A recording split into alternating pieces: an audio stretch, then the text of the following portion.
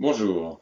Je vois venir que ce samedi, sur les ronds-points, il y aura beaucoup de gilets jaunes qui vont discuter du référendum d'initiative citoyenne, donc du RIC.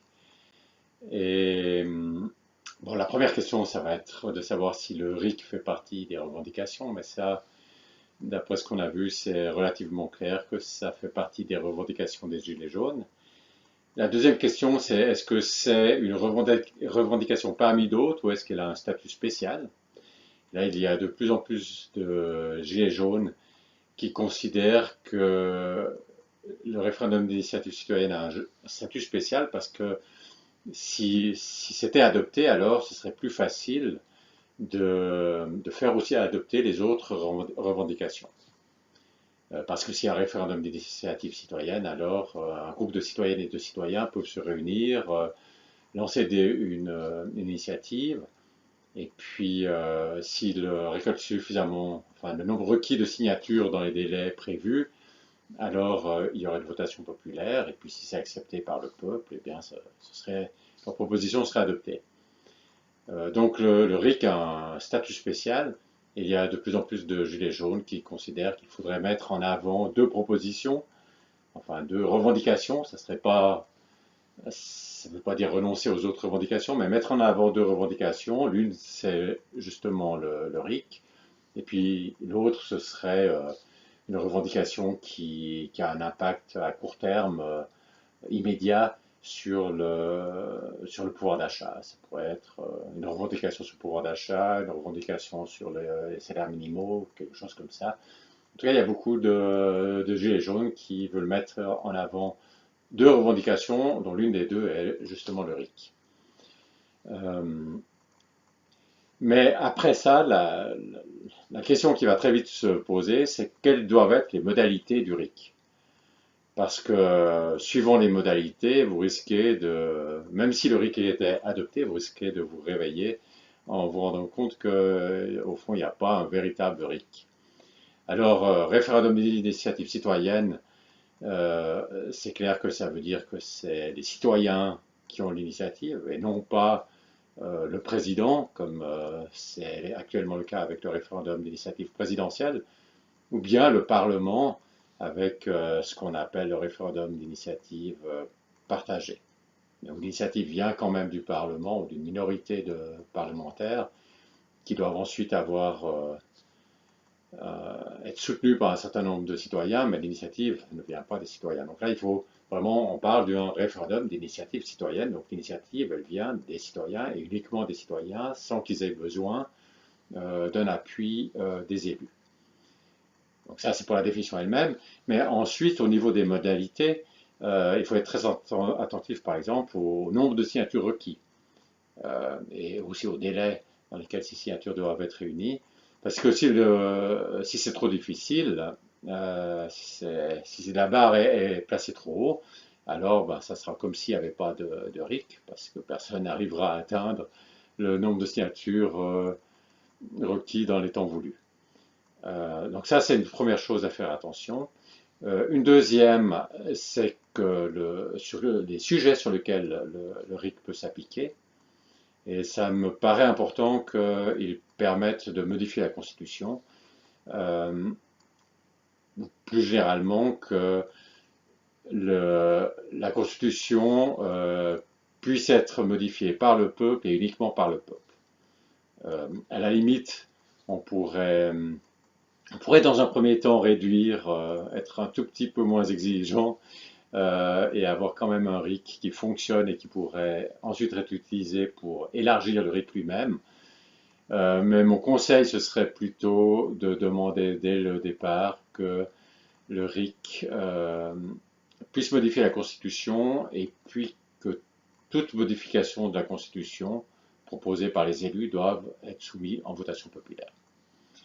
Et puis le RIC lui-même, il sera inscrit dans la Constitution en précisant ses modalités, donc il serait lui-même aussi intouchable, simplement parce que toute la Constitution ne pourrait pas être touchée par les élus sans approbation populaire. Donc ça, c'est le deuxième point. Le troisième point, c'est qu'une fois que les signatures requises sont réunies dans les délais voulu, il doit nécessairement y avoir une votation populaire. Donc c'est pas juste que le sujet doit être discuté au Parlement, parce que là, il risque simplement de discuter en disant oui, vous pensez que ça n'a pas l'air d'être une bonne proposition, on la jette à la poubelle et c'est fini. Donc ça ne doit pas être simplement discuté discuté au Parlement, ça doit être soumis en votation populaire. Évidemment, le Parlement peut en discuter, il peut faire une recommandation sur quoi voter sur cette proposition. Je trouve bien aussi qu'il puisse faire un contre-projet, parce que parfois il y a des projets, des initiatives populaires qui répondent à un vrai problème, mais qui proposent une mauvaise solution. Puis ça serait un peu le job à ce moment du Parlement, de dire bon, ben, oui, vous avez repéré un vrai problème, mais on propose une meilleure solution. Et puis ensuite, en votation populaire, il y aurait les deux propositions qui sont soumises en votation, à la fois la proposition initiale populaire et puis le contre-projet du Parlement.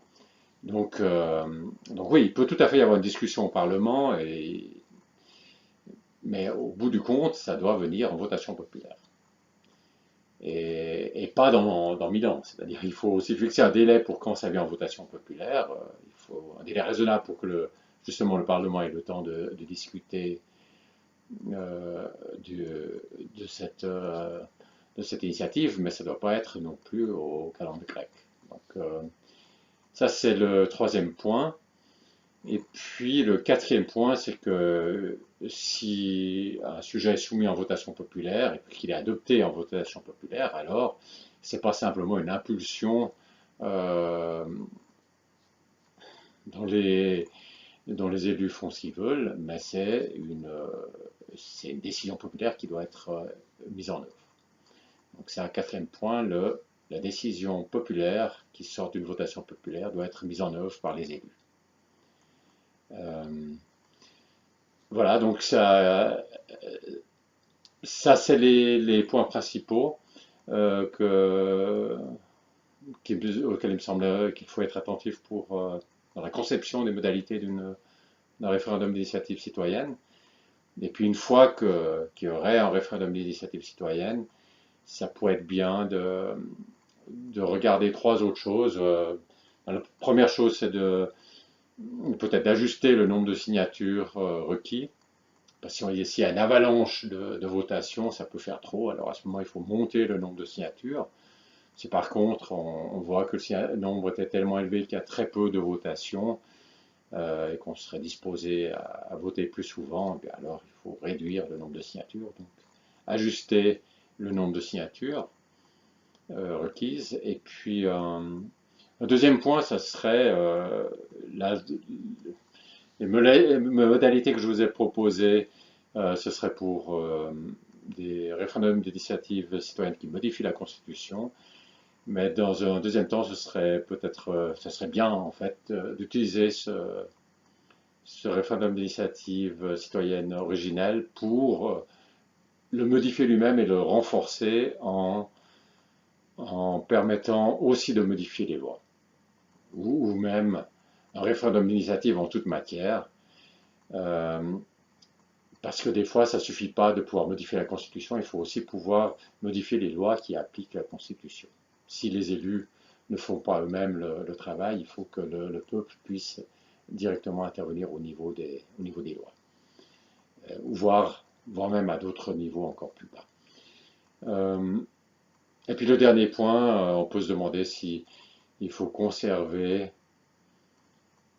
ces référendums d'initiative présidentielle ou parlementaire qui existent actuellement en France, donc des référendums d'initiative par les élus. C'est pas tellement une bonne chose parce que ça donne à ces référendums un caractère de plébiscite qui est pas très sain. Et probablement qu'on pourrait aussi bien, une fois qu'un référendum d'initiative citoyenne, un véritable référendum d'initiative citoyenne a été introduit, on pourrait tout aussi bien éliminer ces référendums qui sont à l'initiative des élus.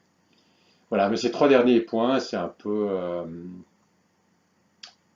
ça peut aussi venir en deuxième, c'est-à-dire il peut y avoir une version du RIC plus svelte, parce que finalement, Il faut la faire rentrer par la porte et ça va être pas si facile. Donc d'abord quelque chose de plutôt svelte et puis c'est possible dans un deuxième temps de rajouter ces 3 derniers points.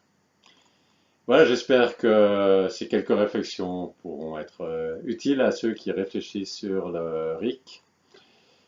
Et ben, je vous souhaite un excellent samedi.